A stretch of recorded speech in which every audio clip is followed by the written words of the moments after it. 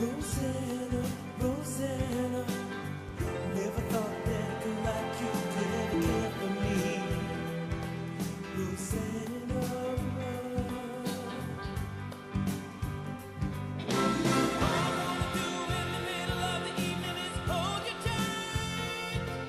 Rosanna, Rosanna, I didn't know you were looking for more than I could ever be. Not quite a year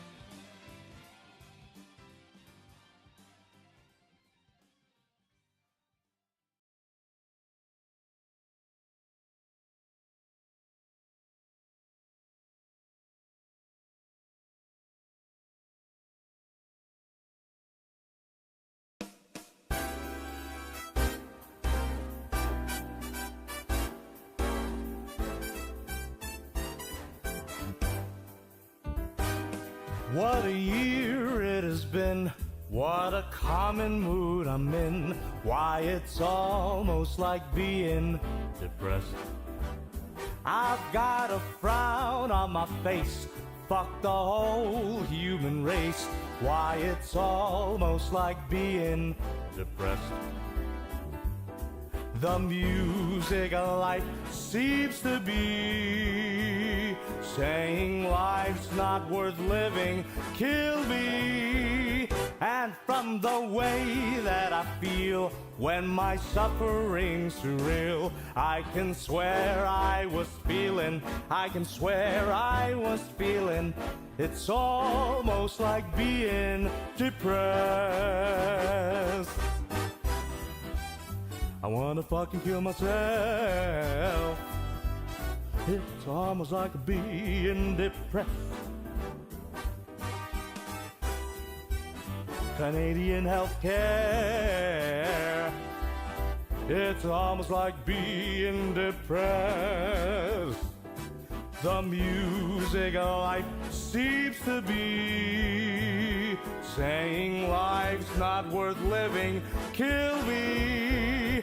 And from the way that I feel when my suffering's surreal, I can swear I was feeling, I can swear I was feeling, it's almost like being depressed.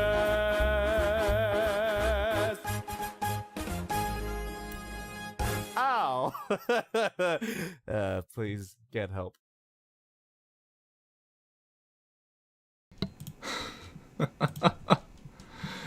Oh, Lord. I love that man. Well, hello.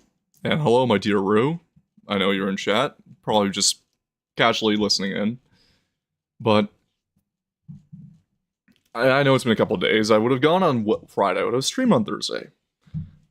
Things have caught up with me. But a couple news. Very mild. I do have a romantic rendezvous tonight, so it's going to be a shorter stream. That's first and foremost. I have to do a 2-hour trip to go see her. That being said, though,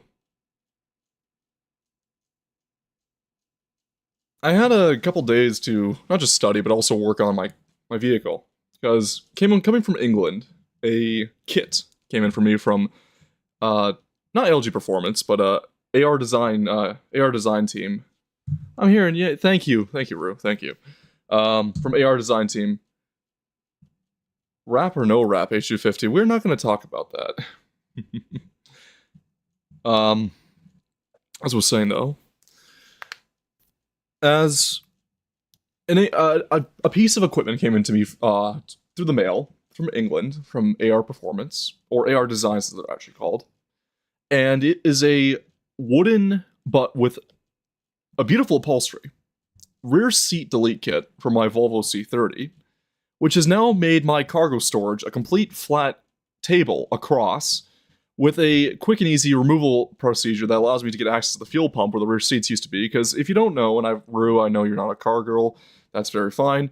The Volvo C30 is a 3-door hatchback that I prattle on and on about because I own them, I love them. The girls you see as my thumbnail on YouTube, those are actually based on my current and former C30, Roberta and Victoria, who I dearly love. I guess I have an unhealthy fascination with them, but I do take care of them quite well.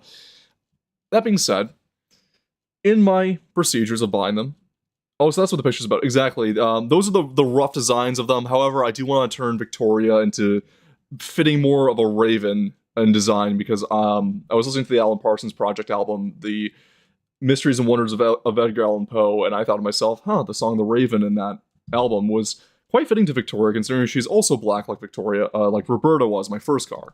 But on Victoria, she now has the rear seat delete kit. So plenty of more storage compartment and space for my car. The reason why I did that is because, once again, it's a 3-door hatchback, and while the rear seats had plenty of room for the average person, I hardly drive any more than one person at a time. So I took them out so I have more storage for me to do for my work. But also, from my former car, Roberta, which I stripped down after she was wrecked by a rear-ending distracted driver. It wasn't a drunk driver, it was a distracted driver. I took her in, and I installed a very ceremonial piece to myself, a very sentimental piece from her, and that was her shift knob. It's a aluminum shift knob from Heiko Sportive, which they no longer produce it for the C30. They stopped making these a while back, and this is a very rare find. And it's on her now. It's on the actual gear shift. And formerly I had problems with shifting into gears with Victoria's because it was so light and misguided where I was going into with gear shifts. But with Roberta's shift knob now installed in Victoria, she locks into gear far better. That's just from the extra weight from the shift knob itself. But it's a very classy, very ergonomic shift knob that I feel happy operating her like that. It's just, I know it's weird to be sentimental about cars, to have almost romantic gestures about them. Mind you, it's not like I'm on My Strange Addiction where I'm getting freaky on my car, but I have genuine sentimentality and emotions towards these machines. I can't explain why. That being said, that's that news. Also, that song, before we get started, that song right there was from a most incredible YouTuber by the name of Jobby the Hong. And Jobby the Hong, if you don't know, is and currently still is a toy reviewer for Transformers, Figma. I mean, what else can I say? He reviews like figurines and toys. Now, I mean, it sounds like, oh, sounds like, why would a grown man review toys? But Jobby is a man of multiple talents: an artist, musician, vocalist, horrifying in what he does in his reviews. But Jobby's a very talented guy, and he basically gave us a whole crooner song about him wanting to kill himself. Now, Jobby has collabed with It's a Gundam many times over, but they had to part ways, not to do any with any grievances, but It's a Gundam is controversial in the YouTube scene, and both of them, while being artisan men of Renaissance, they both agreed that they had to kill their podcast, Plastic Crack, due to basically autogynephiliacs and activists going after Jobby for collabing with It's a Gundam, despite Jobby being a very just mellow guy who doesn't really have any political views anyway or the other outside of, I just want to create stuff that I find enjoyable. That being said, though, we're going on to talk about a couple things that have happened in the past week. Now, thankfully, it's not VTuber drama. I try to say avoidance of that. Why do people care about someone spends their money on to review, aside from like being interesting in said items? I feel like people are just sully, they don't have that kind of money. I know, but but Jobby the Hong, Rue, he's a very talented guy in not just his comedy, but making you uncomfortable with what he can do in his reviews. He's we don't talk about the Judy Hopps review he did years ago. He really turned up the ante of, I'm going to horrify you. That being said, in the past week, things have come to light of a follow-up to a documentary we watched here on this channel, and yes, it was a very uncomfortable one, and that is in regards to EDP 445. Because due to this documentary blowing up, EDP might have just shot himself in the foot. Because Kern County District Attorney to reopen case of controversial YouTuber. Bakersfield, California, KBAC KBFX. A new documentary about former internet personality Bryant Moreland, once known online as EDP445, has prompted the Kern County District Attorney's Office to re-examine a Bakersfield sting operation from April 2021, in which Moreland believed he was communicating with a 13-year-old girl. That was the botched case with the Predator poachers. Pardon me. Moreland first made headlines 5 years ago after an internet-led sting operation in Bakersfield involved a decoy, non-actual 13-year-old girl. Moreland was never charged in connection with that sting. Now, the recent release documentary, The Sick Mind of EDP 445, which we watched on stream, and I have many qualms with in terms of the celebrity dumb at the end of the video, and basically mainly with the people involved, not the gentleman who made the documentary, outside of the like let's get internet celebrities like Chris Chan, the elderly rapist on there. It was with the fact that he basically showed the world how much of an idiot Gideon was, and I suppose Alex of Predator Poachers, who did this initial sting in Moreland, California, and botched that one, but has since kind of learned to be more tactile with his operations. But it really exposed the whole clout chasing nature of predator poaching. Now, the recently released documentary, The Sick Mind of EDP-445, examines the rise and fall of Moreland, who grew up in Bakersfield, the film including an interview with To Catch a Predator host Chris Hansen, and focuses in part on how Hansen's show inspired a wave of YouTube sting operations, including the 2021 Bakersfield operation involving Moreland. In one clip from the documentary, Hansen asked, "You were trying to have sex with a 13-year-old girl?" Moreland responds, for the most part, "Yeah." Director Mike Klum, and that is his name, that's the guy I was trying to think of, the gentleman, said that the 2021 sting became a major online story. So you can only imagine the catch in 2021 in Bakersfield was a massive story all over the social media, Klum said. It was most discussed thing on the internet for a month, 2 months, 3 months. EDP was banned on every platform, is a huge YouTube channel with, I believe, almost 5 million subscribers, and was deleted and banned. I believe it was over 10 million, though that could be his Instagram account. The film shows YouTuber Alex Rosen messaging Moreland while posing a 13-year-old girl in April 2021. It also includes videos of Moreland arriving at Bakersfield apartment complex, where he is confronted by Rosen and others involved in the sting. The documentary also shows the screenshots of sexually explicit messages and photos, while the film identifies as material sent by Moreland to the decoy. Klum said Moreland did not face legal consequences because of how the sting was handled. So while he didn't face any legal consequences due to the way the sting operation was handled, he received a massive amount of public backlash and was getting fired from jobs, Klum said, which is a problem, not him being fired from jobs, not the backlash, but because there was no cooperation with law enforcement. It was absolutely butchered initially, that was basically seen as entrapment for the way they operated, and Moreland got to walk. Outside of his accounts now being banned, which, that's the only silver lining to this whole thing. Klum said he reached out to the Kern County Sheriff's Office and the Kern County District Attorney's Office, but neither agreed to appear in the documentary.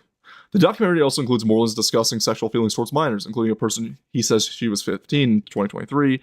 In the film, Moreland also discusses sending that person explicit photos and videos. Klum said the documentary presented that information that had already been widely discussed online. It is fairly shocking to hear it presented in such a direct way, Klum said. But I think that, that EDP did in 2021 and again in 2023 was pretty well documented online. And really, I thought that kind of telling his story only made sense to give him a chance to express his true views that he admitted at the time and again said on camera for me. The district attorney's office said is now reviewing the case again, in a statement that the office said, "We are re-examining the case in light of the statements made by the suspect in the documentary." The sheriff's office says not only currently investigating unless new information emerges, we are aware of the documentary produced by Mike Klum about this case. However, at this time, we are not actively investigating the matter unless additional information becomes available, the sheriff's office said. The district attorney's office previously said it requested more information on the case in January 2022, but that information was never resubmitted. The sheriff's office later said investigators did not receive enough evidence or cooperation from those involved in the case. The Kern County District Attorney's Office did not answer questions about whether the statute of limitations could affect any potential prosecution. His statute of limitation ends next year. And this documentary's explosion across social media has caused a lot of people to basically bombard the sheriff's office with reopening the case. Or so the DA's office with reopening the case, because the sheriffs are not investigating yet. The thing is, mind you, there is a lot of things that makes this EDP possible district attorney reopening a wild card case. Because first and foremost, let's just focus on EDP first. Like, we can talk about the evidence afterwards and talk about what happened and how things were butchered by Alex Rosen. We can talk about all this stuff. And remember, there's no defense of EDP here. I'm just giving out the facts. Okay. So, hypothetically, if EDP goes to court for sexually exploiting a minor or trying to solicit sex from a child, however you want to phrase it, there are some things to keep in mind. I know it's sometimes a county by county basis, but I'm going by the state of California here. EDP lives in California. If EDP was to go to trial, I fear that this would be a wildcard trial for a couple reasons. I'm going to be sounding like I'm speaking on my ass, but there is some serious problems we need to focus on here. EDP is first and foremost a black man in California. California has, time and time again, with its judges and by proven testament by prosecutors, by defendants, by the DA, seeks to give minorities less of a punishment for their crimes as a way of racial equality or racial equity. Second thing, California has been on a spree the past 20 years to try and slowly decriminalize child sex crimes. Primarily, though, within if the offender is homosexual, transgender, or some form. But yeah, okay. Not to mention it's approaching the state limitations. Not to mention that it's approaching the state limitations and the conduct of said sting will be favorable to the Californian jury. Exactly. But I'm going to say that California has been on a streak to try and decriminalize sex crimes. And now they've I think recently they have, for heterosexual offenders, because I know it sounds horrible and heinous to talk about it based on sexual preference of the pedophile. But that's what they went off with for the longest time. I mean, for Christ's sake, you can see the rally where they're trying to oust Scott Wiener from California. I'm not gonna say Parliament, but Senate. Lack of better words, from the Californian board right now. Now, Scott Wiener is a senator who basically pushed forth with with promoting the LGBT and Pride group, which runs the LGBT and all those rainbow flags you'll see. But they also have been working with Scott Wiener because that group in particular, not homosexuals in general, but that group in particular, for decades has been trying to push decriminalization or sexual activities with children as decriminalization or as also part of their umbrella. Scott Wiener decriminalized for homosexuals and transgenders to almost be only having a 2-year to 3-year sentencing at maximum without sex offender registry for homosexuals and transgenders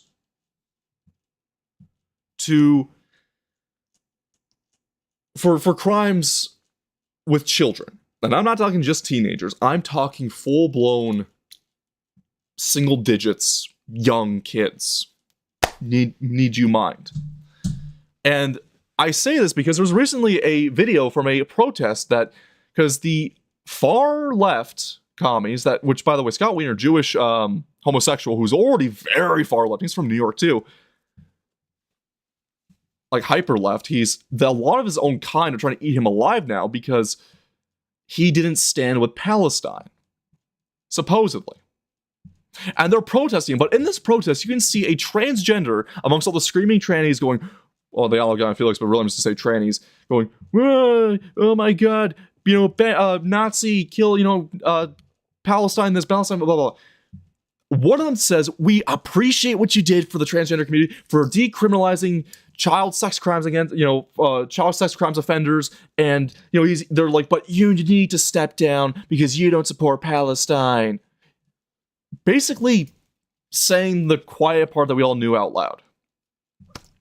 With that in mind, what does this have to do with the EDP? Well, because I said that there's been a decriminalization of child sex offenders in the state of California, even though this is Moreland and this is not Los Angeles. I truly do fear, that in favor of EDP getting a lenient sentence, if he is ever prosecuted by the district attorney, a lenient sentence would come down for him being both black and him committing a child sex crime. But in the inverse of this,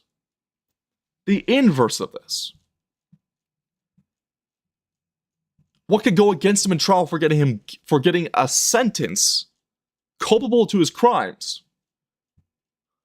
would be that if EDP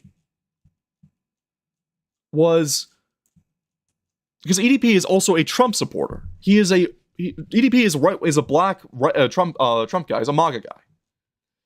That would go against him in the court of law, because in the state of California, as much as people want to say, well, there's equality for courts, you're political, you can't bring politics into court. Oh, they fucking do. We see this all the time. There was a case in Louisiana where a black man stabbed a white guy to death.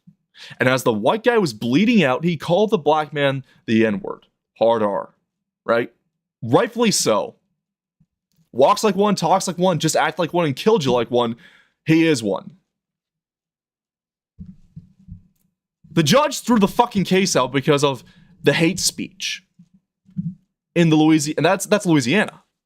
We're not even mentioning the cases of other black on white crimes where they find some fucking reason to justify that action, or they'll try to put people under with hate speech, like with hate law crimes or hate crimes, as a additional force to elongate sentences if they're white or conservative. You can see this, or just in general, because like there was a case of these young boys, sort of like these university boys, who put on charcoal makeup, and weren't even doing blackface. They're just putting charcoal makeup and they took a photo of themselves. But because supposedly they had disturbed the peace that night too, when they were put in court for some fucking reason, that Snapchat photo surfaced and their case was elongated with a hate crime case. They didn't even say the N-word. They didn't say anything. They had fucking charcoal makeup on. The charcoal facial cleansers on. So what could go against EDP is the fact that he's MAGA in a California state jury, California state court. That's the first and foremost part. The second part is that he's also a heterosexual sex offender, which, once again, it sounds heinous and gross to say this, but in California, because he's not a homosexual, he's not a transgender sex offender, he is very clearly a heterosexual sex offender. Or like he would be a heterosexual sex offender in that case. EDP would probably get nailed harder for that purpose, because he's not a protected minority outside of his own race. The other thing that would go against him too, that makes it less of a wild card, but it's also because how well undocumented, how much he basically sung like a songbird in this documentary. The problem is though, what can they find on him if that's not being deleted, or that they can't subpoena anymore? Because he was banned. His accounts have been wiped and banned from multiple platforms. Doesn't mean they're fully gone. They've been cached within these with Instagram and Meta's database. But that begs the question with these chat logs. What the hell is going to happen? But once again, people are celebrating right now that the district attorney's reopened the case. Sheriff's office has not reopened this case yet. This could go nowhere, and his statute of limitations could just run out, and he'd be a free man completely. But at day's end, that begs the question. Will EDP even live to see his own statute of limitations end? Because we saw in that video, he has dialysis. He's on dialysis for stage 4 liver failure. No, kidney failure. And all he has to do it was liver failure. The only thing he has to do to try and get healthy, to have that surgery, to get the transplant, is lose 100 pounds. He refuses to do so. He'd rather work 90 hours, mostly menial standing around jobs that aren't really that physical, and do 2 sets of 4 hours of dialysis a week.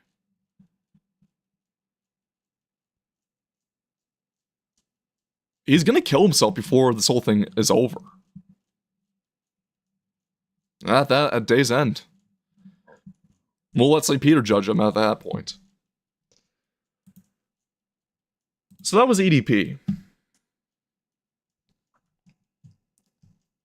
But there's been another prolific case in the news.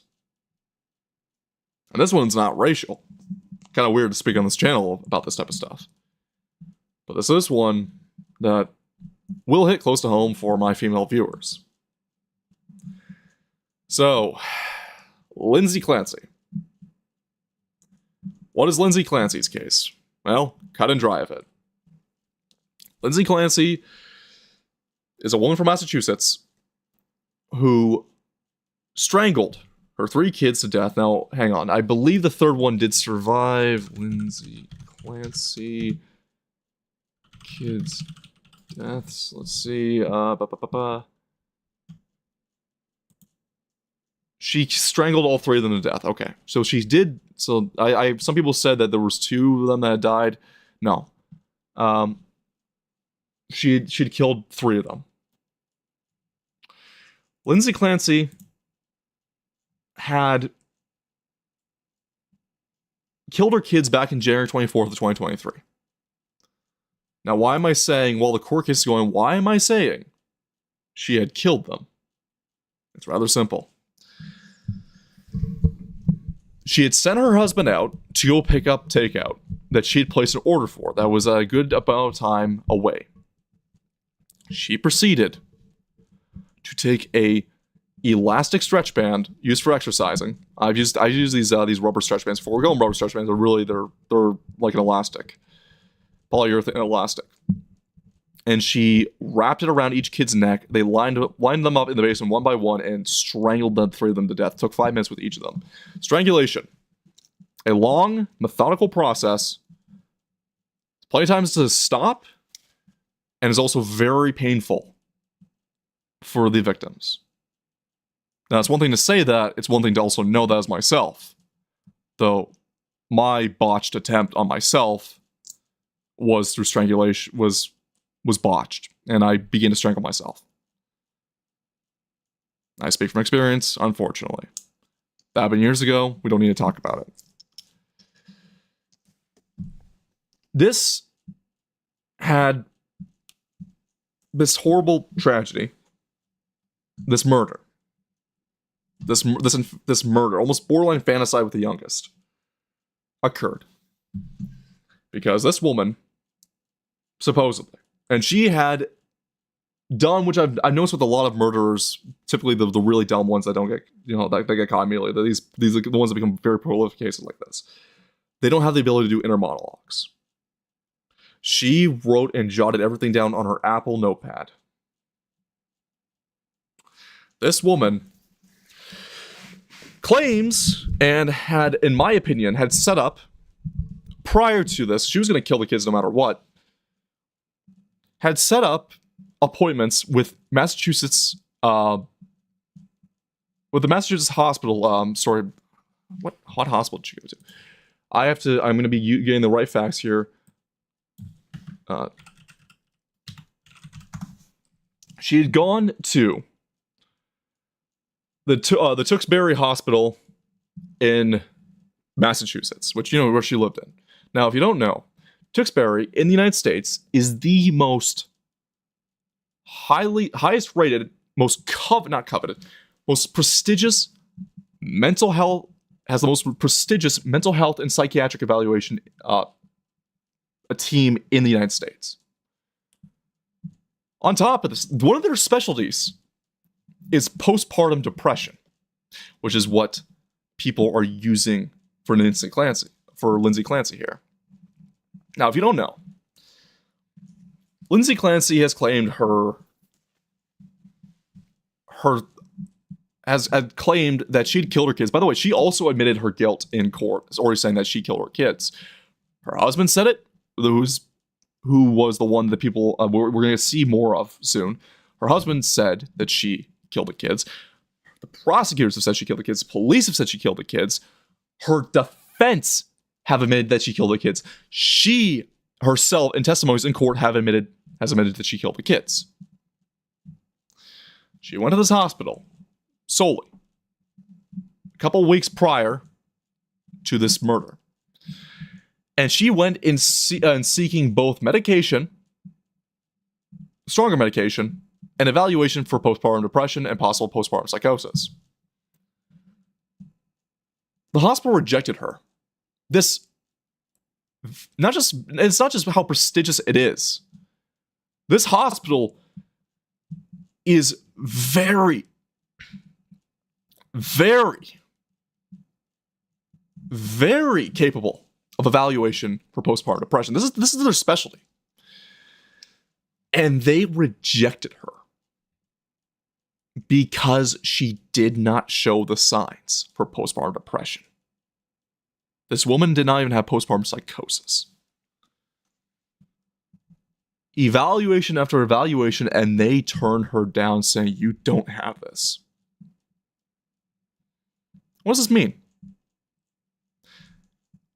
From the outside looking in, she was looking for an evaluation before she was going to do this. She was going to carry this through. She was too stupid to get away with it.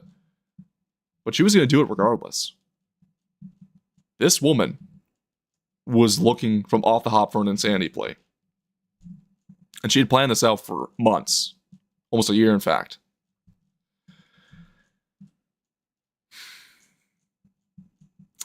And she had tried to supposedly kill herself after killing the kids. When upon realizing she'd get caught, that she fled upstairs upon her husband coming home and jumped from the second floor window, causing a spinal break when she jumped headfirst into the lawn. She sits in a wheelchair and is paralyzed from the waist down. Now, this case happened back, as I said before, in January 2023. Horrific case. But that's not where it ends. We are now in the actual court and trial of it, and it's now become highly publicized. And it has left a horrible wake of revelation of the world that in developed nations, with women's rights, with full-blown equality, and above all else, privileges to women that men cannot get, that these women live in the most privileged and most accommodating society to them possible, both the United States, Canada, England, most of Europe, parts of Asia too. Women all over the world are throwing the support in TikTok, mainly to get attention to themselves, to support a child murderer. And you're going to see what I'm about to show you here is fucking mental. The Lindsay Clancy trial is going to be one of the most significant trials of your lifetime. We're all experiencing something completely unprecedented. And you're going to notice a lot of these chicks are batshit nuts. I mean, they all are batshit nuts, but you're going to see how depraved these women are. It's the rat utopia. Never before have we seen so many mothers and women rally behind somebody who confessed to killing her 3 children. And it is not because we cannot hold women accountable. Many of us see ourselves in Lindsay. How so? How do you see yourself in a child murderer? As to quote, I know Kirsha said it, and I think a lot of us on the outside in we're just saying to ourselves before Kirsha said on Side Scrollers. Lindsay Clancy is the Carmelo Anthony of liberal women. And I do say non-racial liberal women, because you're going to see black women, East Asian women, Southeast Asian women, Indian women, fucking Middle Eastern descent women. You're going to see European women, from white, Gaelic, Celtic, Germanic. You're going to see it all. There is something fucking sick and twisted with feminist women that you're going to be seeing in this case. And I know Rue, our dear reviewer here, Rue, great VTuber girl. She's left-leaning. I understand that. But you're seeing how from the outside how men view these girls, because it's not just, a couple trans couple. There are thousands, tens of thousands, hundreds of thousands of videos all over TikTok, Facebook, Instagram. All these women self-confessing and doing these things. And by the way, all this commotion, which this case happened, the initial murder happened in 2023. Okay, mind you that.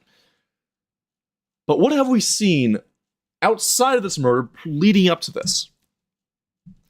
We have seen men kind of begin to understand in general women's dark romanticides. They began to understand women's desires to bring in dangerous criminals and rapists from third world nations and completely destroy their culture for self-ego gratification, to not be shamed, and in most cases, in some cases too, for the thrill of possibly either being raped or having the exotic thing of cheating on their husbands or being gangbanged by a bunch of third worlders because they get off the idea of it.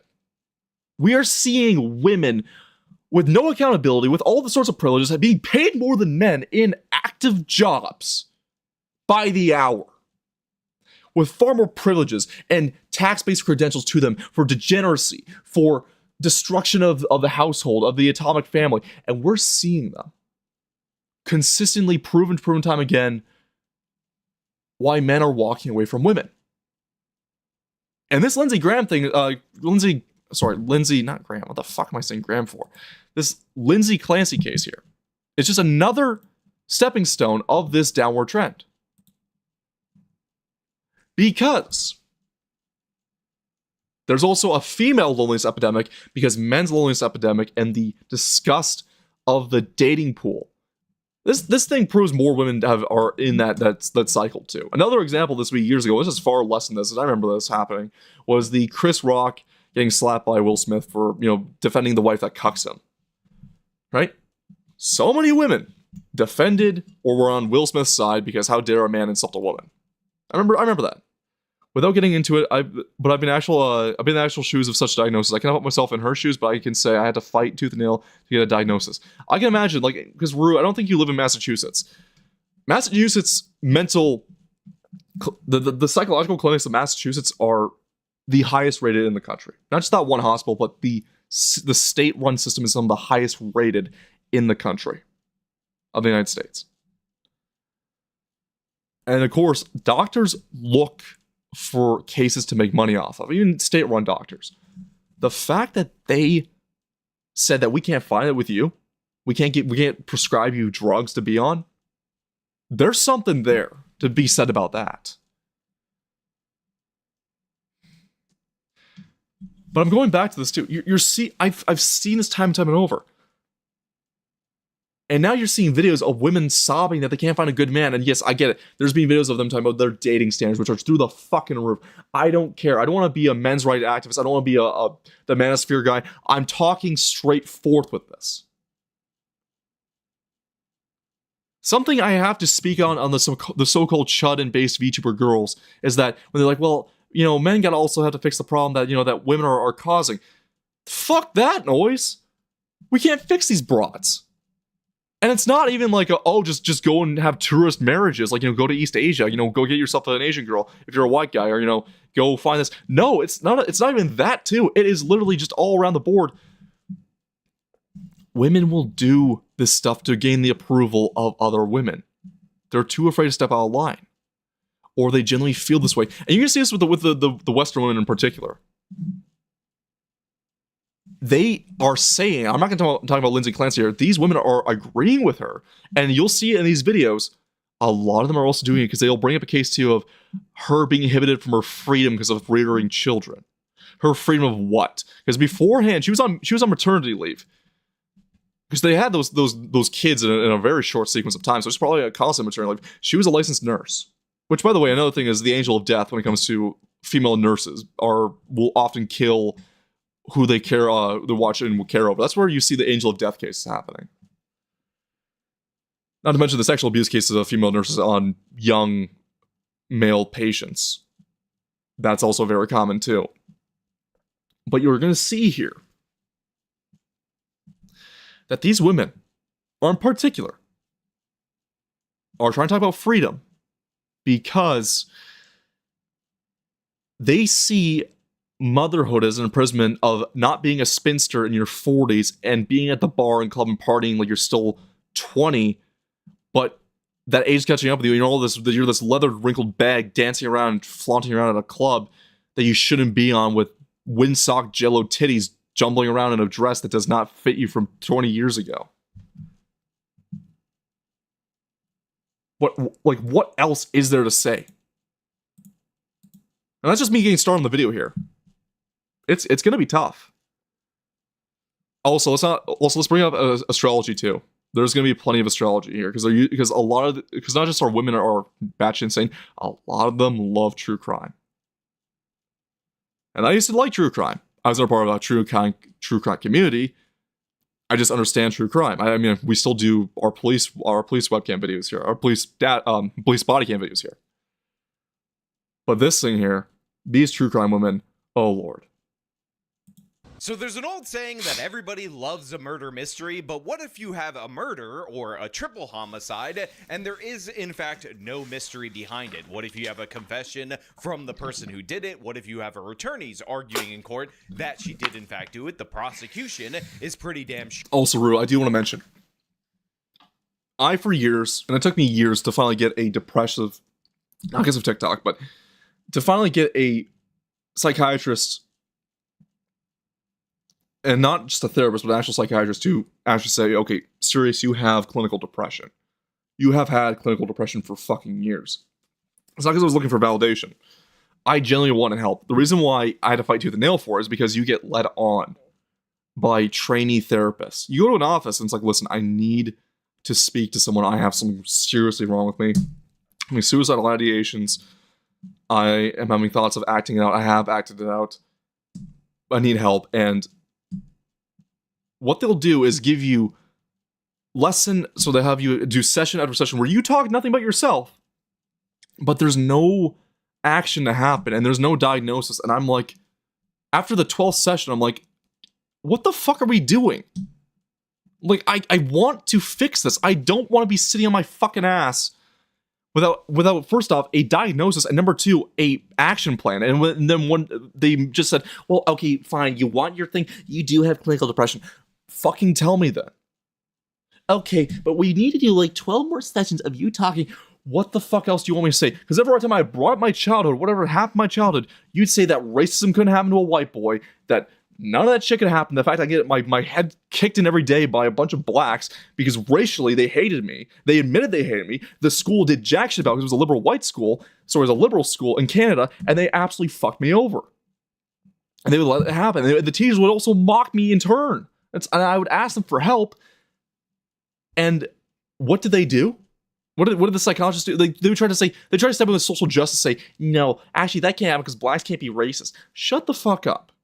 Right? And sorry, I'm going on a tangent here, but I'm just saying, I have as little faith as in any form of state institute healthcare as the next guy.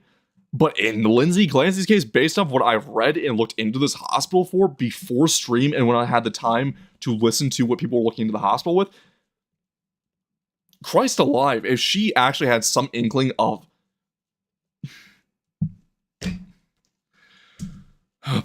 of postpartum depression or psychosis, they would have picked up on her immediately. She did not have it. She wanted to free herself of her kids and have a paper trail so she can go for the clinically insane route, so she can get a quick sentence and be free. And no doubt, she would have tried to frame her husband if she got her way. That she did it. The evidence all points to this woman definitely doing it, and yet you have a bunch of people on the internet.com crafting a mystery around this, trying to make this into something that it's not, trying to blame the husband, who, by the way, was sent away as a part of this murder plot by Lindsay Clancy. Yes, is the story that we're talking about today, and yet still on the internet.com you have people saying it's a murder mystery. In fact, the husband did it, they've solved the mystery, and yeah, this is yet another example of the vast mental illness that is going on in the true crime community. And by the way, this is very reminiscent of what is going on with the Charlie Kirk case, which is being promoted by Candace Owens. Yes, that is another one we have to talk about here. They're finally getting the trial for Charlie Kirk's killer started.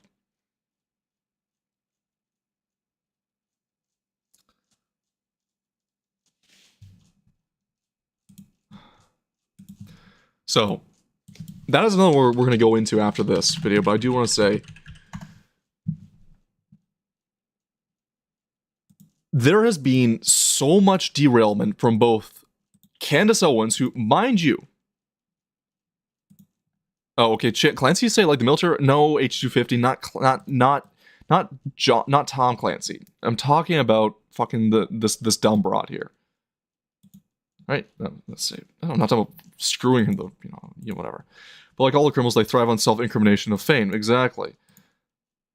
But the Tyler Robinson case, that's getting started, and it's been derailed for over a year by Candace Owens talking and making theories up and spewing bullshit, which, mind you, a lot of people don't realize about Candace Owens. You're talking to a guy who has been in this whole culture war and infographic, too young that I should have been involved in the first place. But back in 2015 is when I was joining it, which is already late to the party to begin with. But what a lot of people forget about Shoe on Head or all these pundits, I know their history of. I know Shoe's constant flip-flopping of her positions. I knew all this stuff. So I don't do Shoe on Head reacts. Not because I call her a grifter, because I'm still skeptical of her through her years of being her. But Candace Owens was notorious as the ultimate political race grifter. Why do I say this? She was first a hyper lefty, would have been part of Black Lives Matter, mind you. And then she saw Twitch Lamau. Oh my god, is Twitch trying to shut me down? Okay, that's funny. But as I was saying, Candace Owens notoriously swapped over. Oh, it hit my message. Oh, really? I did, because I'm not even seeing on my end over here. Jesus. But Candace Owens. Oh, I want to rant about American healthcare. I feel you on that one, Rue. But for different purposes. Canadian healthcare is far worse. I mean, there's a reason why we call it specifically mental healthcare. Yeah, so I mean, don't get me started on Canadian healthcare either, Rue. It's not what you think it is either. Like, it's horrible. But my point is, Candace Owens famously grifted to the right as a strong black woman who changed her minds and saw the errors of her ways and has gone to the right wing. Candace Owens then proceeded to have a website to dox and grift. First off, she had a website beforehand to dox and grift right-wingers. So to dox and harass right-wingers. She then made a website to do it to the inverse. Candace Owens would go after political pundits who used rant sonas and dox them. And get them removed from their jobs and ruin their jobs. Then when she swapped to the right-wing side of things, the right people on the right-hand side actually stepped on her for saying, "What the fuck are you doing?" Because that's back when we were like, we don't want to be like the left wing and canceling people and going after their jobs and livelihoods and destroying their careers and lives in general, even though they're doing it to us. Getting a mental health diagnosis requires extended grippy sock vacations. They tend to ignore patients. They are a danger to themselves or others. Let them tell them they're fine and things like that. Rue, it's the same thing up here in Canada. I hate to tell you. But she infamously would do that. And now and mind you, Candace Owens is not insane. She's just a grifter. She's an attention-whoring black woman who is trying to grift off the novelty of being a black MAGA woman. That's not as uncommon as you think it is, right? It's a minority of the black women of the black women population of America. It's not that much of a fucking novelty. Germany was the only place I didn't struggle. Go figure. No shit, really, bro. But it's just. She then proceeds to run her mouth about the whole Charlie Kirk assassination and throw everyone into a tailspin. Yes, Erica Kirk was doing press tours post Charlie Kirk's death. Should have been with her kids. I honestly agree with that. Outside of a few major rallies, should have been with her fucking kids the time in grievance. Erica Kirk got a lot of attention on her. The wife of Charlie Kirk. The widow now of Charlie Kirk. But what the fuck are you doing by running your mouth and spewing lots of... Like, I don't... It's all so tiresome. It's all so tiresome, truly.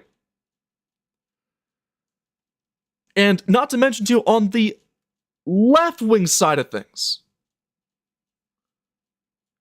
Yeah, they're defending a couple, that is Tyler Robinson and his fucking roommate, who basically planned the assassination of Charlie Kirk because they themselves are absolute degenerates, schizophrenic degenerates, mind you, who rant and rave to each other. Tyler Robinson, and I have no sympathy for the kid. I have no sympathy for Tyler.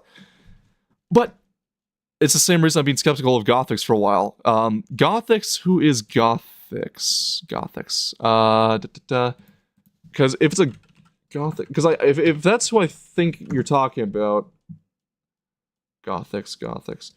Ah, okay, another political black woman pundit, right winger. Okay, I thought you were talking about Goth Daddy, the Jake Monroe. I thought you were talking about Jake Monroe for a second. I realized no, that's not him. That wouldn't be him.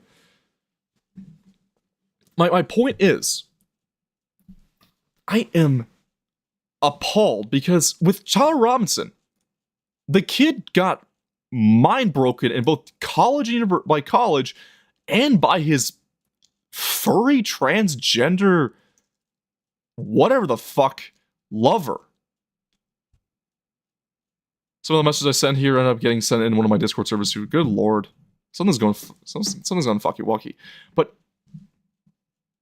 I have. Oh, I was talking about Jake there. Easy to get them mixed up there. I know, and also I don't. I was literally thinking, because I've never heard of Gothics before. If she was like a goth like right wing girl, that's a grift. That's an easy grift to spot.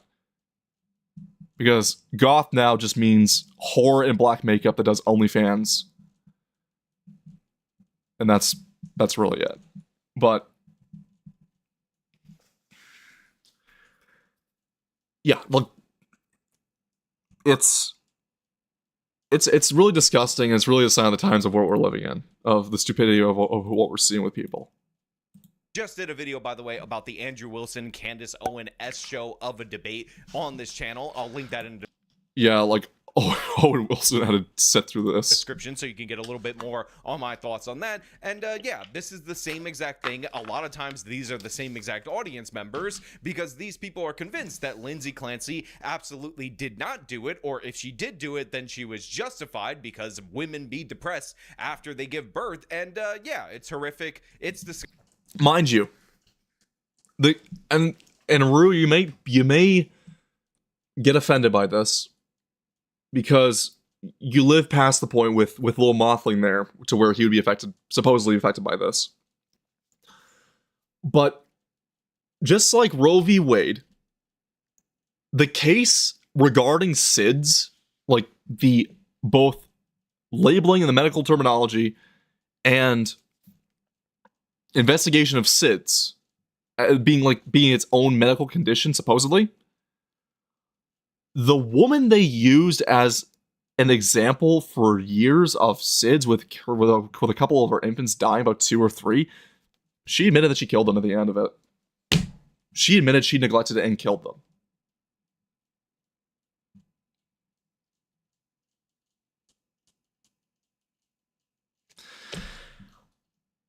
I, for years, have been skeptical of SIDS as a whole. Sudden infant death syndrome. And yes, there may be rare one-off cases, rare cases. And yes, it's a horrifying thought. Babies are very, very, very fragile.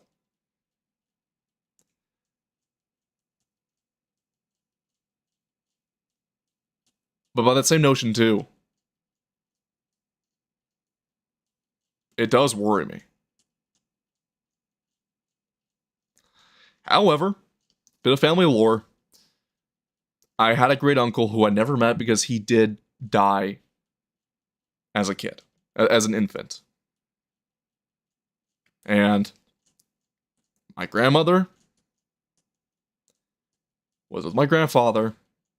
They're in the kitchen. They had 2 other boys. They had my uncles, the twins. And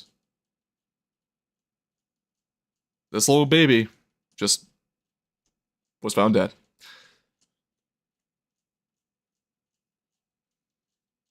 They turned their back on him for about a minute or two. Still keeping a glancing eye on him.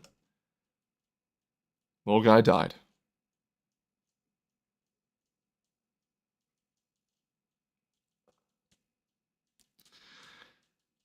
So there are cases where SIDS is not completely falsified or wouldn't be falsified. But a lot of cases, it's a hand-waved excuse to not look into the mothers. Jalen was one of my worst fears. I thought it would taper out when we got out of the age range, but it didn't overfade. Of course, that one diagnosis led to the anxiety and paranoia. I still frequently wake up and go check on Mothling, even though he's 10. Good lord. I mean, yeah. I mean, good that you're doing that, but... Yeah, no, I can imagine the fear still gets you. And you know what, Rue? You're a good mom nonetheless. Sounds like you've been a good mom nonetheless to the little guy. But my fear is...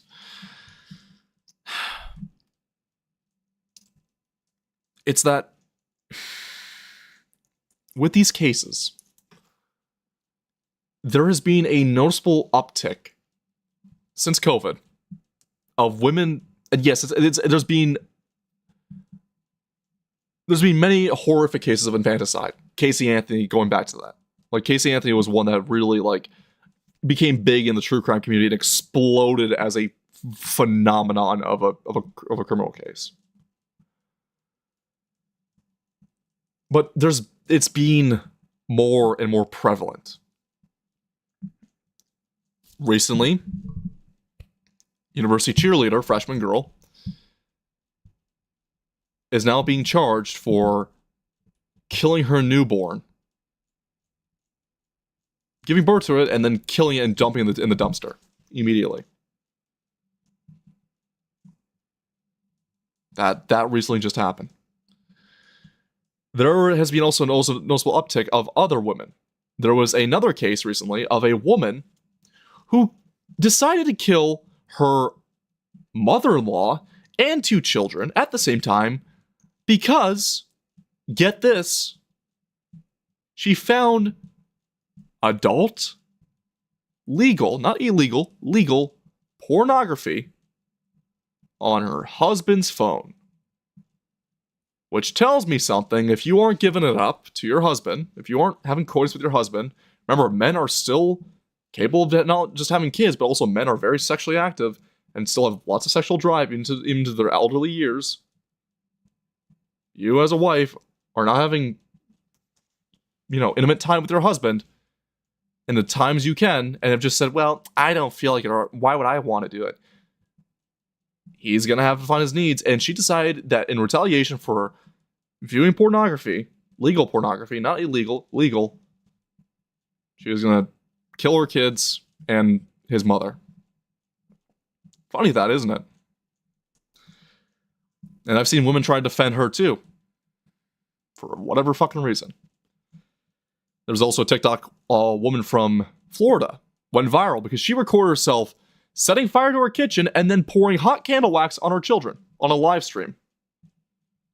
A influencer from Florida too, another mother. Now, were these cases always on the radar, or are people just picking it up now because of Lindsay Clancy? Hard to say.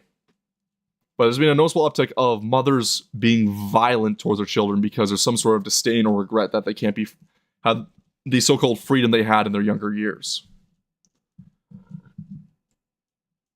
And I feel it's more of a societal issue than just being a psychological, biological issue.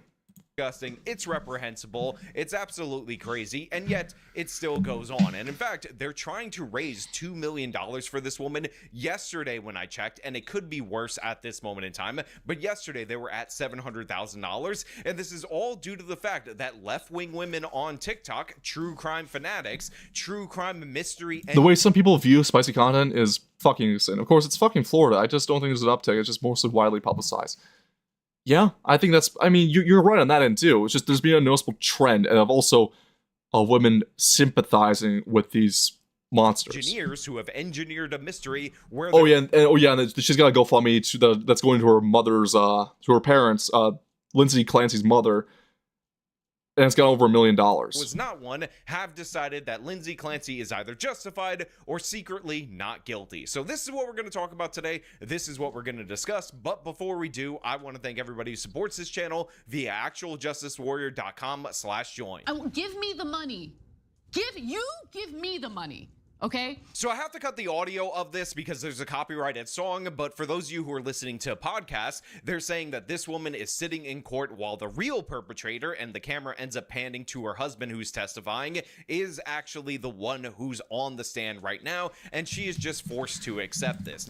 Yeah, that they're trying to frame, like, TikTok sleuths and astrologists are trying to, not astrologists, sorry, horologists. No, is it a horologist? Fucking okay, you know what I mean. Like, TikTok astrology girls are trying, or women are trying to shift the blame and frame the husband as a killer. Now, of course, this is not reality, people. This is not what happened. And if you're unfamiliar with the Lindsay Clancy story and how much of a non-mystery it is, let me break it down for you. So Lindsay Clancy is a woman who, according to doctors, was experiencing some form of postpartum depression or postpartum psychosis. She was prescribed a bunch of different medications for that. In fact, an insane amount of medications for that. And there were warning signs prior to her committing the murders that she was going through some kind of mental issue. Now, whether you put any stock in that is irrelevant at this moment in time, but what you need to know is that her defense attorneys right now are not arguing for a not guilty by reason of insanity. They're actually arguing for mitigating factors based on the history that this woman had with mental issues after giving birth to her third child. And by the way, if you guys are unfamiliar, Lindsay Clancy murdered all 3 of her children. And even though she was supposedly mentally ill, not of sound mind of judgment, she managed to get her husband out of the house by, I believe, making an order for food or something of the sort where he had to leave to go pick it up. And then she brought her 3 children down to the basement and strangled them one by one in brutal fashion while the other ones watched their siblings die. Then Lindsay Clancy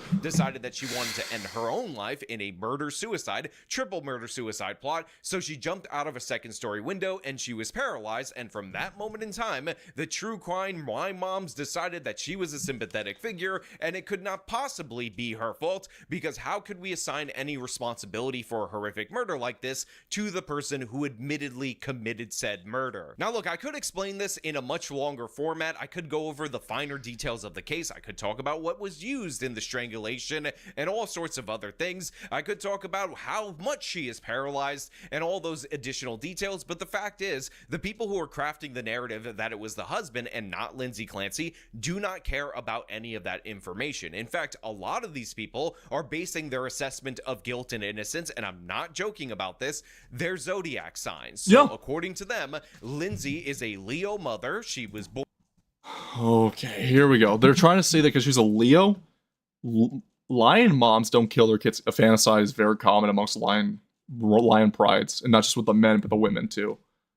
The lionesses will kill their own cubs if it's from a different male to satisfy the needs of or to supposedly attract a different male, the new alpha male. With the moon rising in whatever field, I don't really care. And because Leo mothers don't kill their own children, and Gemini men, which by the way her husband at the time was a Gemini man or is a Gemini man, do kill their children, therefore Lindsay is innocent. And if you don't believe me, there are multiple videos breaking this down, and I'm just gonna play a little bit of them for you so you could see the insanity for yourself. Okay, check this out. It's really crazy. Lindsay Clancy's birth chart. It's so crazy. Now, I don't have the time of birth, so really, you can disregard the ascendant, descendant, IC, MC, vertex, and all the houses. I need the birth time. So, like, not all of these aspects are necessarily true, because all those points, we don't really know. I just put it at noon. But, first of all, let me just show. Okay, so, notice anything here? She's got a North Node Aquarius, South Node Leo. She's in her nodal return right now. It's been a while, but I have to pop on here just to say that I've been following this Lindsay Clancy trial, especially as a mother of 2 who dealt with a lot of postpartum mental illness. And, you know, just following all their birth charts and birthdays and zodiac signs. He did it. He did it. Fucking hell. Fucking hell. Really? Yeah. Yeah, congratulations. Congratulations. Like, this is absolutely repugnant. Because of what? To feel like a sleuth, or because you feel Why do you associate with her? He did it. He's a Gemini man. His birthday is June 15th. I'm a Gemini woman. My birthday is June 14th. Let me give you another example of who a Gemini man is. Also birthday June 14th. Men and women are different. Keep that in mind. Please don't judge me. Donald Trump. Yeah, they're trying to blame Trump too. Fucking hell. Patrick did it. Thank you for coming to my TED Talk. Now, I do appreciate that second God fucking damn it. woman adding to the fact that these are mostly left-wing women that are involved in this by saying that Donald J. Trump, evil bad orange man, or Trump bad, Simply hearing Trump bad. was born on June 14th. Therefore, obviously, this proves that this guy is, in fact, the killer. Now, of course, she exempts herself from this. She's like, I'm a Gemini woman. That's completely different. I don't know if you guys are aware of that. Obviously, the stars have aligned in such a way to make this woman exempt from her own craziness. But yeah, obviously, Patrick, the husband, he's the one who did it. And the proof is he was born on June 15th, and she's a Leo mom. And Leo moms always protect their cubs. And by the way, some people have tried to argue against this on their terms by saying that lions actually will kill their own cubs from time to time. But the fact is, you're trying to inject any kind of rationality into this thought process where it's no longer present. And by the way, if you think that that is the limits of the, oh my God, the stars indicate who's guilty and who's innocent, you're just wrong, because it keeps going on. And you'll see these comments all over the internet. So if you're watching the Lindsay Clancy case, I've already gone over the forensic astrology charts that show that the perpetrator is a male, the perpetrator is having an affair, and that One hand, definitely something mentally wrong there. On the other hand, don't excuse these actions. Only explains them. Even in psychosis, there are still active choices being made. I have met someone who had a full-blown psychosis, still made the obvious choice, not the choice I struggle. Drove the whole mental ass breakdown of reality. That's the thing, though, Rue. Lindsay didn't have psychosis. They've done post-evaluation. They've done pre-evaluation. There's every form of evaluation she had that she not only went in for herself, but also in post. No psychosis.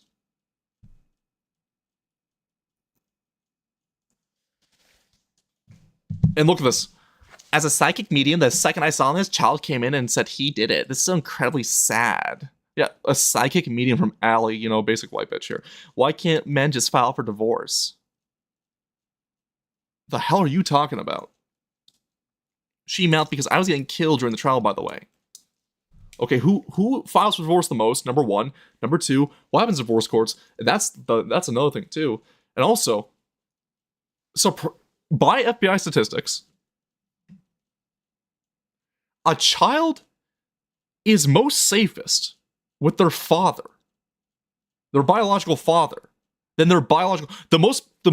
For child abuse, for physical, domestic, and sexual child abuse, believe it or not, the most dangerous person to be with in that situation is the biological mother. Second most dangerous is the stepfather, non-biological father in that situation, and the third, and basically the safest one on the other end of the spectrum is the man, as the biological father in these cases. that the victims, specifically Lindsay, was drugged during this. And I've also gone over with the theory and the lie detection. So I like that this woman has forensic astrologer and death investigator as her two titles. Of course, death investigator is not an official title. She's just an idiot with a TikTok platform. Again, somebody who's trying to raise money for a murderous woman who murdered her 3 children and then tried to opt out of life but was too incompetent to do so by jumping out of a second-story window. And she's like, I've already broken all this stuff down. It's a long-running series, guys. I don't know if you guys know. It's kind of like the Candace Owens show. She's already given all this information on her podcast before, on her TikTok lives, and you just gotta trust her, because as soon as she saw this man, as soon as she knew who he was and what his sign was and where his moon was rising, guess what? Obviously guilty. I'm telling you all right now. Astrology might be a hobby of mine, but the woo-woo is strong in some of these videos. Oh, you would not believe it. And also, funny thing too is, I said before, I read and practice tarot because I was trained by my mother how to do so. I take it as a suggestion. I don't take it as actual fate being in the works. I don't, obviously not believing in it for the most part, but it's a good suggestion and good skill to have for kind of like a party trick. White women with everything in the world, not just white, sort of like Western women with everything in the world and having all their needs met, all their fulfillments met, can be or hyper privileged, and not just the careers they're gonna get, but also in government support. They are some of those batshit chicks you over fine. We see this with the VTuber girls, the girly pops. We see this with single mothers like this. We see it with mothers like this. I know I just paused like a freeze frame, but just look at her in general and tell me this does not look insane. When the South Node goes into Cancer in March of 2028, the South Node is going to transit over Patrick Clancy's moon in Cancer. He's going to be having eclipses over his natal moon. Yeah, again, I'm not an expert on astrology. I happen to have a functioning IQ. I happen to not be stupid like these women are, but these are the actual legitimate arguments that they're putting forward to say that Patrick was the killer and ignore the fact that this woman confessed to being the killer. Now, of course, there's also therapists, like I played in the open of this, that are saying, look, we all understand as women exactly what she was going through, and it's just understandable and a part of womanhood that sometimes you kill all 3 of your children and then try to kill yourself, and then the internet says it was your husband. Many of us know that we could have been only one step away from doing some of those horrific things because we experienced significant mental health issues after one of our children was born. And many of us know just how dark some of those thoughts get. So yeah, this is gonna be one of the most significant trials of your lifetime. But yeah, this is the broad mental illness in the true crime community. And by the way, I actually experienced this firsthand when I took my wife to CrimeCon in Nashville a couple of years ago. And I actually sat in on panels with women like this and noticed how insane they are. Because no matter what the case was, no matter what the facts of the case was, they were trying to actively engineer a mystery. No matter what the topic, when they were prompted to ask questions to the people doing the panel, without fail, they would allege some kind of police conspiracy or some kind of conspiracy of some sort being the true thing behind the case that was the subject of. That one's very soulless ginger liberal white woman. Exactly. Cards are just like guys, but not the end all be all of answers. They also make great art. They make great stories for characters. I know you're a D&D girl, but pulling the Arcana is one of the greater. Like, it's been used many times in Memoriam and Shin Megami Tensei and Persona. Both utilize Arcanas as character systems for each individual player or each individual main character. My Arcana is being a combination between the Hangman and the Fool. Over my lifetime, the same cards that constantly get pulled for me on the Arcana is both being the Hangman and the Fool. Hangman inverse and Fool and Fool upright. I have 4 tarot card readers for D&D. Wow, and I use my actual cards. Nice. The thing is, tarot cards are fucking expensive. Of the conversation, and even though this didn't make any sense to anybody who's thinking rationally, all the other women, and this was majority older women with Nancy Grace haircuts or the cut from John and Kate plus 8, they would be like, oh yeah, that's such a good idea, that's such an amazing idea. Exactly. And that's when I learned firsthand that these women exist. They are in full force. They are not just online. They will show up to events in person, and they're just as crazy, if not more crazy, when you're around them and actually talk to them. Also, at one of these events, they ended up shipping in a wine cart to the back of the room, and they announced it, and all these women got up to rush to get the wine. And the other thing that I learned about them is that they're too slow. Middle-aged women can't keep up, because I was able to blitz all them bitches, grab wine for me and for my wife so that we could... And I can tell you this much, he is not lying. I'm not going to talk about my money decks I have and plans to get a $100 deck once I can. Jesus, it's an expensive ass deck. They're made to be like stained glass, and like I fucking need them. Jesus, but this guy's not wrong about wine moms, because serious Govak lore. I used to work as a busboy at a winery when I was 17, going on 18. First off, them bitches love the wine. Most women between the ages of 25 to 67 typically love wine. They'll drink by the gallon. And number 2, not only are they addicted to it, they get very frisky.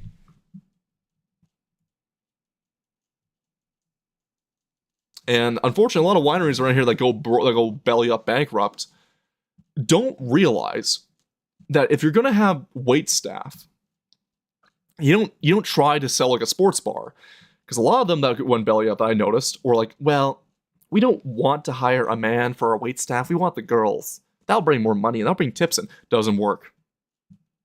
You know who goes to wineries? Women. You know what these women want? Young, attractive servers. Talkative, charismatic servers.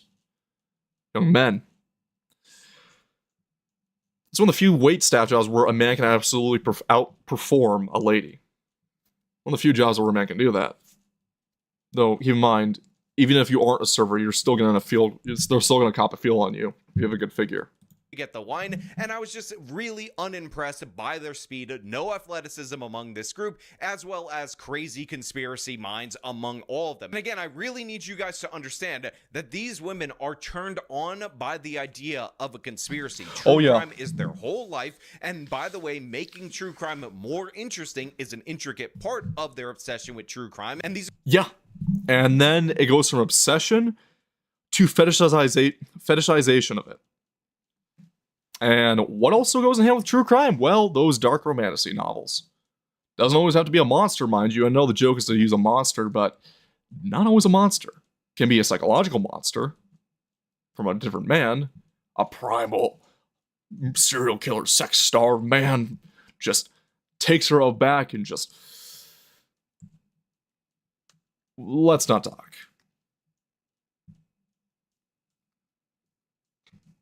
But yeah. Basically, I jokingly call myself a wine mom, but I don't drink wine, prefer a good aged whiskey after everyone's gone to bed and it's nice and quiet at the community drinking game night because they're fun. But hey, you leave my serial killer romances alone. Let's just be real here, Rue. A lot of these chicks, this stuff goes in hand with it. They're the same exact people that back all the innocence fraud cases. Again, we talked about all the crazy conspiracies they follow based on the Innocence Project directing them in that direction. They're the same people that, again, in large part are... The Innocence Project is being a horrible problem. Oh boy.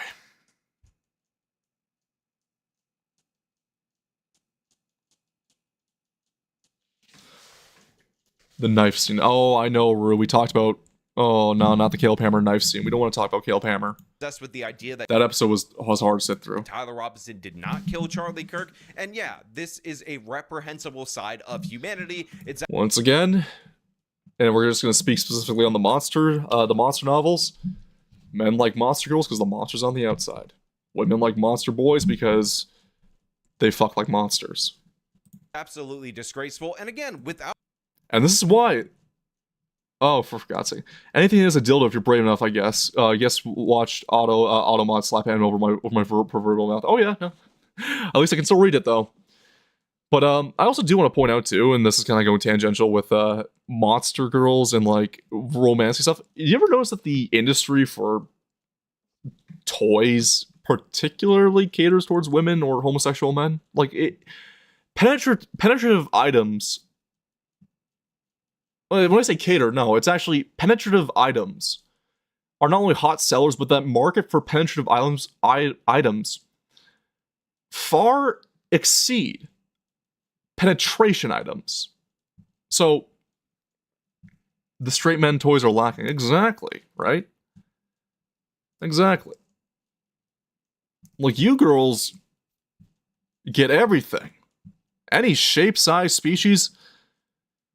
Fucking, and I do mean size. I get there's comical size like the Moby Huge, but let's just say that I've heard people talk, and unfortunately, I did when I used to have Twitter. I followed Azehara, who was a VTuber channel, and he's from Puerto Rico, and Puerto Ricans are notoriously horny, and he followed a girl who was shoving massive knot dildos on a toy machine inside of her. And I think he retweeted by accident one of her posts, and I was unfortunately bear witness to that, and I just went, I'm done.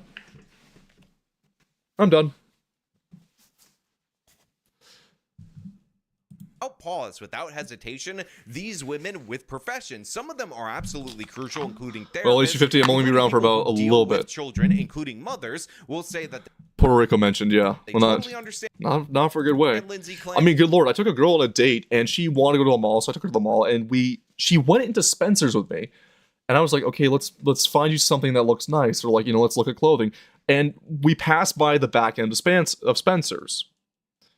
Oh, and she was gawking and like was like, yeah, I guess making jokes too to see if I'm uncomfortable with it, but she was really getting into the werewolf toy. And I just went, oh no.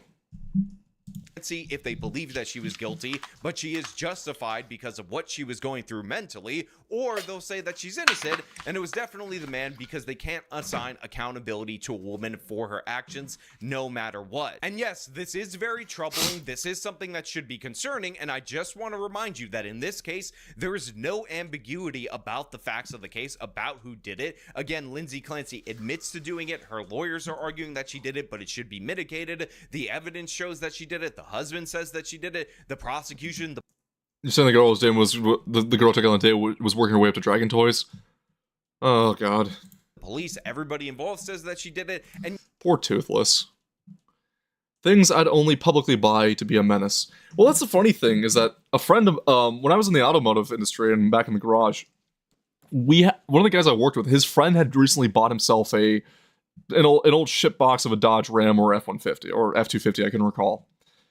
And to celebrate his purchase of his truck, we decided to buy the biggest horsecock dildo we could find at a store, and we replaced his shift knob and drilled a hole into the toy and turned his shift knob into a horsecock. That's fucking with someone. That's hilarious. And this guy had a girlfriend, mind you, but that's beside the point. Yeah. We did things to screw with people, to be a menace. But I have bear witness to hopping inside some women's cars, what they're into. And some of it is very, very concerning. Thick, nerdy white girl, get into her car. I basically had to find a... She was missing her wheel lock set. I needed to get it to do what I was have to do. So I go into her glove box. It's not there. I check her center console. There's lubrication in there, and there's the box, and I suppose the equipment for a backdoor vibrator. She also had she talked about having two large dogs, but that's one thing to say, but she also had romantic novels in the back, and she had, like, kink stuff in there.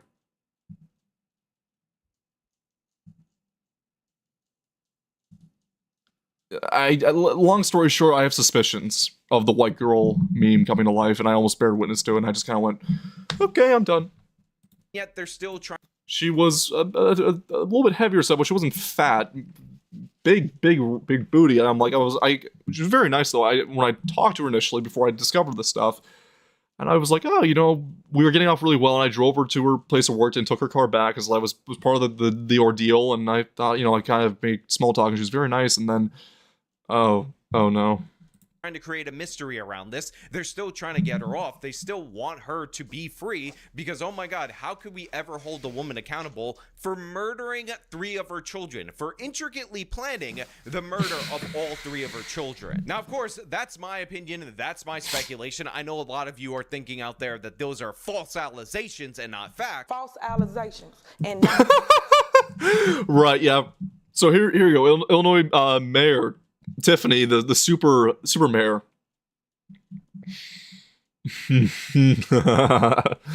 Auto model will find a way to get around you, I swear to God. And yes, the number of fake values around my partner's workplace, I just contributed to the project, also in her car, where people can see, oh yeah. She may have been the most notable case, but it's not uncommon for a lot of young women, married or not, to have not just dirty cars, but also have cars with their toys inside of it, because on their commute to work, best believe they're having a fun time on the way through. not facts. Because, of course, obviously, the zodiac signs show us something completely different. Which is home, family, emotions, his emotional life. And then it gets better. 2029, all the way into Patrick Clancy's in for a devil emoji. Good lord. 2030, he is going to have eclipses over his Gemini placements. The South Node is going to move over his Sun, his Mercury retrograde, his Venus retrograde. It's about to get real interesting in the next, 3 to 4 years for him. Oh, and I'm a Scorpio, by the way. I'm giving my popcorn. Girl, no. My private life stays private regardless of what kind of jokes I make. Rue, women are perverted, you know as well as I do, but unfortunately also in Western society, the open perversion has become very accepted as not just a tee hee ha ha thing, but yeah. A lot of women are very, very perverted. And then at the same time too, they'll try to shut you down, they'll shut a guy down because, I don't know, he's not as hot as she wants him to be. She wants to be in a gangbang, not on a date, you know? I can't wait for this man to be humbled and for karma to do its thing. But for those of us who are sane, for those of us who are rational-minded individuals, this is a plague. This is a problem in the United States of America. These people will end up on juries. They will be dissecting evidence in these cases in all sorts of ridiculous ways, and some very violent and dangerous individuals will be released back onto the streets. We have seen this, yes. These idiots are an ever-growing aspect of our society that we have to figure out how to deal with. But you know what? Those are just my thoughts. I want to know what you guys think down in the comments below. As usual, if you like this... Well, thank you, Sean Fitzgerald, aka Actual Justice Warrior. I appreciate that, but good lord. Oh, good lord. But yeah, welcome to Foyts, I guess. Now that's out the way, we can have a bit more of a fun hee hee ha ha laugh thing. Because it's been a while since I last did a stream where I showed us classic YouTube. And I say classic YouTube, like YouTube gone by where we used to have fun. Now, as we all know, Sirius Kovac, I am supposed to be a car VTuber. Mechanic VTuber. And there is a car reviewer who, unfortunately, over the years has kind of changed his personality and how he's become, and he's still got enough cars, still engaging enough, but he's noticeably changed. By the name of Brian, aka Regular Car Reviews. And years ago, and keep in mind it's going to be in the worst quality possible. It's only in 144p from the compressed download from 11 years ago when it was re-uploaded. When the original video came back in 2011. So you think the lady you worked on her car would prefer third or fourth gear? I don't want to talk about H250. But Brian, aka Regular Car Reviews, used to make, he's become more professional, I suppose, but the whole shtick with Regular Car Reviews was a terrifying and dirty character by the name of Mr. Regular. And in the video he deleted, that's being re-uploaded, it's only in 144p. Mind you, this is me just watching a re-upload. This is the original quality. Was for a 2008 Dodge Avenger. And what you're about to bear witness to is peak of what YouTube reviewing used to be. Dodge Avenger. The car for people who pretty much had it with cars.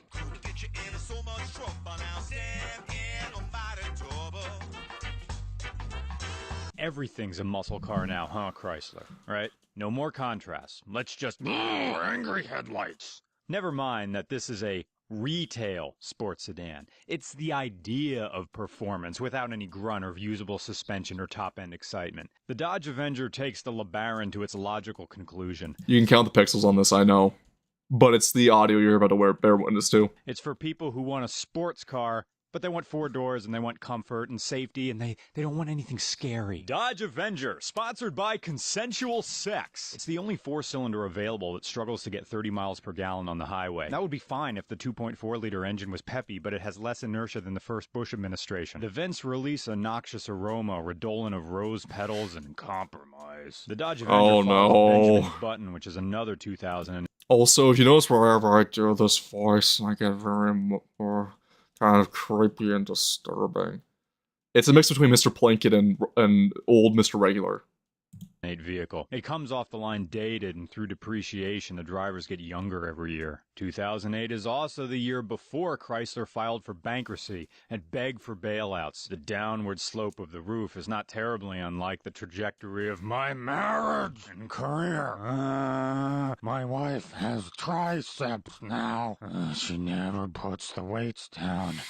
What do these pills do? What do these pills do? She only loves me when I come blood. Chrysler in 2008 Yep. should have been buttering up the domestic market Here we go. with a modest compact, a humble one, before rabbit-earing its pockets in front of Congress. In the same way a fifth-grade boy will uncharacteristically push around a vacuum cleaner and wash every kitchen dish leading up to a bad report card. But nope, let's have this. This is archaeological evidence for conquering aliens in 3151. They'll discover this Avenger remains and know that their plans to destroy Earth will be supported by Grand Counselor Vauban. It has an odd steering wheel that has thick spokes, I suppose, to make it feel meaty. But all that does is force your hands to sit too uncomfortably high or too low on the wheel. Oh, it has an aux jack? That's cool. It begins. I'll be your woman now. Where's my Teddy Ruxpin? Oh, well. I was conceived in a short box. So, that sound clip. I was conceived in a short boss. I used to have that as my fucking intro to my videos.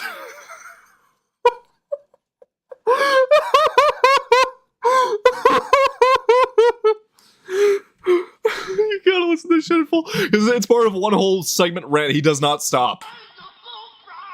I was conceived in a short bus. My mom had Down syndrome, and my father also had Down syndrome. They slammed their crotches together until their privates look like rhubarb.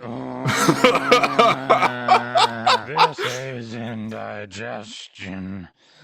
Everybody needs a helping hand. By 2008, the era of the new Dodge had lost all kinetic energy. If a Dodge Challenger is a symbol of a midlife crisis, which is the renewed commitment to life as represented by a forthright drive to appear fashionable, then a Dodge Avenger is a letter of resignation from the obnoxious business of living.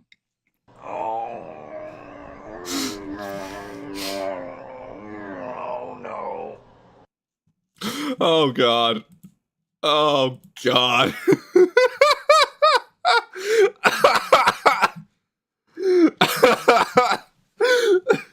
Fucking hell. There's also another one I'm going to show you guys from regular car reviews. I'm sorry, but we gotta watch the Dodge. We gotta watch another Dodge one. It was the Dodge Caravan. This one is another of his old... He doesn't do this anymore. He doesn't make this type of like videos anymore. The Dodge Caravan one gets so much fucking creepier. The Dodge This one is when he was with a character like Mr. Plinkett. Caravan is good for hauling kids around. The Dodge Caravan is good for hauling kids. Oh no. Give me the girls with the pumps and a that's what I want. Then I hit another with the pump and a 1994 was the 10-year anniversary of the minivan. And Yep. the Chrysler Corporation wanted to make something special. They took their baseline Caravan and ditched the standard engine. And at the time, Chrysler owned about 40% of Mitsubishi. You know, whatever happened to freaky minivans? I've never seen them on the road sold anymore. Well, very few of them are sold, but it's because the minivan is considered a car chassis route. A minivan is not built on a truck platform. A truck platform wouldn't encompass anything that's a lifted vehicle. That would be crossover utility vehicles, SUVs, overlanders, and trucks outright. So that would be like, and a truck could go up to anything like an Escalade, right? Escalade, Yukon, however you want to stretch it, Durango. Companies sell SUVs partially because they know in the North American market, and I guess the global market too, people have to have vehicles to commute to work. That's one thing. So what they do is they go for lower volume, supposedly lower volume, but they're still making all these vehicles at the same production levels, but higher priced vehicles where there's a force that you have to buy all the luxuries and amenities. You can't get a base model with nothing in it unless you are a fleet vehicle company, and you have to wait for a couple months to get your pickup in that's a two-door with base trim options and a standard bed in the back. What they do is they do this to squeeze more profit from people. And the minivans fell into the wayside, much like the coupes, because they are a low-slung passenger vehicle that is not considered a truck. So they have higher emission standards, they have higher safety standards, so it's not seen as cost-effective by companies, but also companies push those standards and emission standards alongside CAFE rules to help sell trucks and to help lobby to sell larger vehicles and shaft the American consumer and actually global consumer as a whole more so. Minivans actually never really went out of style in terms of purchases. Companies started to make them less. They saw them as more of a... They had less profit margins for minivans en masse as compared to SUVs at a smaller volume. That being said, more people are now going back to buying used minivans because minivans are just like wagons are seen as more practical. Wagons, though, are a bit more athletic than minivans, while the minivan itself is a low slung when it comes to its wheelbase and its platform, but it has a taller carrying capacity than a station wagon. It also can fit three rows of people. I love the Honda Odysseys, and my family actually owned a Pontiac Montana, second generation, when I was a child. Quite enjoyed those, though they are almost all rotten away right now. Not the Odyssey, the Montanas. I know the Pacifica is still being made. I'm not sure if the Caravan's still being made anymore. I'm not sure if Honda's going to be discontinuing the Odyssey. I know the Carnival minivan was discontinued. It's a pity. It really is a pity, because they are decent for what they are. They're workhorses. They're family vehicles. You got a large family, you have kids, you put them in the back. Toyota Sienna, another great one. Funny thing is, the Sienna too, the V6 and that Sienna are highly sought after for engine swaps nowadays, because people figure out how to hook them up to manuals from Toyotas from the 90s. And you're seeing Celicas and MR2s being hooked up with V6 Camry Sienna V6s, because those V6s, despite being neutered by the transmission, put out over 328 horsepower. And they take 87 octane, which is the base octane. It's cheap. And people are discovering that they make great swap projects for older Toyotas. But my point being is that, yeah, no, I agree with you, Rue. Minivans are more chic nowadays because of their practicality. And they are kind of disappearing off the road as age creeps on. I actually drove my boss's Honda Odyssey minivan around for a while, and when I was driving this minivan around one time, I had to take some stuff off for repairs. I had the windows down. I was listening to tunes through the Odyssey's speakers. I'm like, this is really nice. I was a young guy, and you know how many chicks were looking my way in that minivan? Because if you got a van, you got more doors, more whores, and a lot of I saw these punk skater girls in a little city Golf next to me, and they were trying to get my attention. And I'm just like, realized, you know, as much as I like my sports coupes and hot hatches, minivans do attract someone just as well if you look nice in it, but also their practicality and kind of shows you're a fun guy in general. It's kind of miss them. Another thing I miss too is the Scion XBs, and if you remember those are basically just I think it was either a Camry or the Yaris platform they based them off of, but the first gen XB was one of the cheapest cars in the United States. And they're now being sought after because they were basically a Japanese imported car, meant for Japan's roads, sold here as a Scion. And people are trying to collect them nowadays because they're hyper practical for what they can fit. And captured imports. Chrysler had free use of many Japanese drivetrain components and even entire engines. The 3-liter V6 from the Mitsubishi Galant came standard. I have to know what time. This engine also this is gonna get horrifying. I have to mind you. As well. It's no Honda VTEC, but it handled hard revs better than the Chrysler design engines offered in the minivan. It's a bit of a sad story because After miles rolled on, Ed Koch, Fiona Apple, and myself got into an ejaculating contest for distance What? during the Linda Tripp debacle. It's a bit of a sad story because as Oh, the no. rolled on, that Mitsubishi engine had to deal with Chrysler's tall-geared automatic 4-speed gearbox, which sucked up a lot of power and had a tendency to get into vicious battle raps with Yeah. shift lock. Nope, no stow and go seats. They came All the way out. They come all the way out. Lots of room when they come out. Enough room in the back to play a game I like to call the Rusty Sandusky. Oh, that's horrifying. What the fuck, man? I have a Nissan Rogue. It has problems, but I love my car. Eventually going to replace the touchscreen. So that's what I don't like about modern cars is the infotainment system's all centralized to the touchscreen. I ideally like older knobs and buttons. That's why I stuck to the Volvo C30 because it was like the P1 was the last generation of Volvos to not have the touchscreen in it. And I very much like the non-digital equipment in it. And I love the little waterfall simple dash. I don't really want that extra, like, unless I'm doing my own custom like job for like a touchscreen infotainment, I don't really want to have it in my car.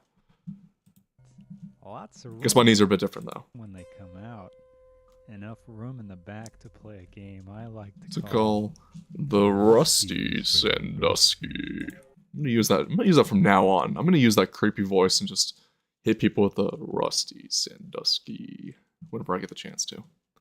I could be on a collab and I'm just talking to someone, they could be Say So, they could be like a, whatever VTuber is like, just gonna hit him with the, we could go back there and play a little game I like to call the Rusty Sandusky. The second generation Caravan is the last. Just imagine like me on like a Henya stream dropping that shit.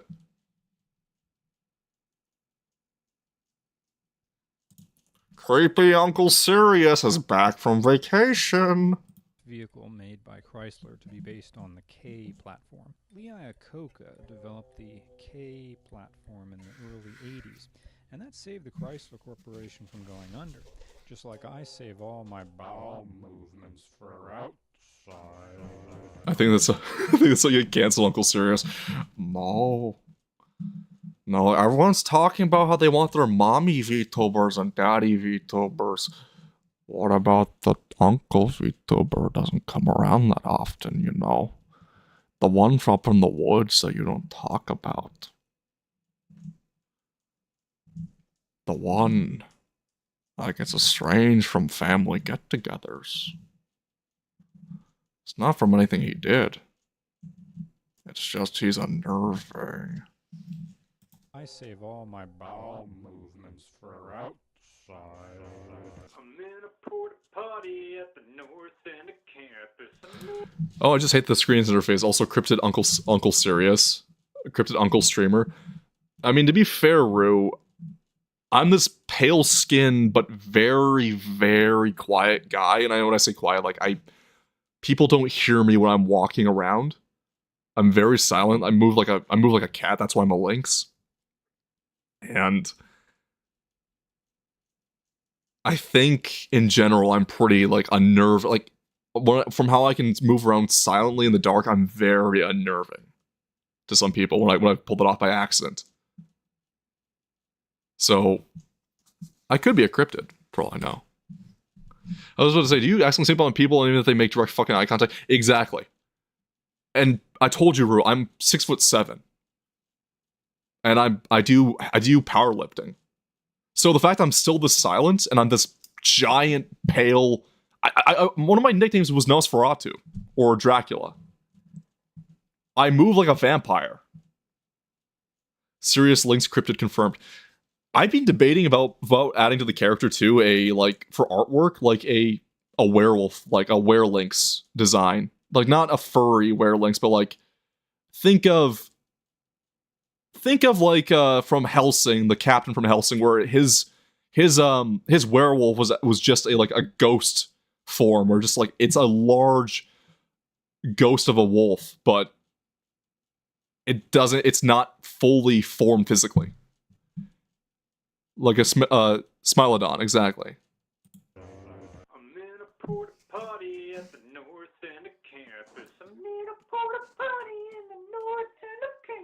in a porta potty and No one's around. Hello, everybody in town. Getting a second-generation Mugen in the top 200,000 miles is hard without preventative maintenance. You see, in northern states, the underbelly This is so unnerving. grinding away with an angle grinder is necessary to keep all that oxidation at bay. Pay close attention to the engine mounts and leaf springs, as they will take the brunt of road salts. Everything, all we base system is on the number 10. 10, 10, 10. What the fuck is going on? 10, 10. What the fuck? Is that Prince? Was that 7 by Prince? Oh, sorry. Was that 7 by the artist formerly known as Prince? Because that's from the Gold Experience album, if I remember correctly. Yeah, that's Prince.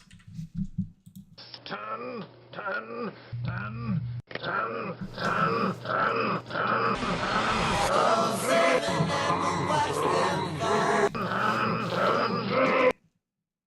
Oh god. So yeah, remember when I said I got into cars through manga like Overrev as a high schooler? Well, if you want me to get into video, what got me into video and content creation, regular car reviews did. And you can very much see that sometimes the way I go about things is, yeah. Well, with that, unfortunately, I do have to leave early today. I have to head up north now, or head up to Toronto. Chaotic, I would say, you got into Princeton regular car reviews? No, like my content creation style, because of RCR. Like, the unnerving side of me is from that. But I do have to head up to, I have to head up, I had a 2-hour drive ahead of me to go meet this girl. So, without further ado, I'm going to rate us out. Rue, I'm going to send this over to Kirsch's channel, but I want to say thanks for coming along, and you do have a good, you guys have a good time now, okay? I hope you have a really great day. Thank you, Rue. I really much appreciate it. Thank you, H250. Sending out. And thank you, guys. Hopefully... Wait, Kirsch's playing Crime Boss again? Did they get her back? Also, make sure she's not packing in secret. No, H50, this is a woman I've seen a few times over. She is definitely not packing.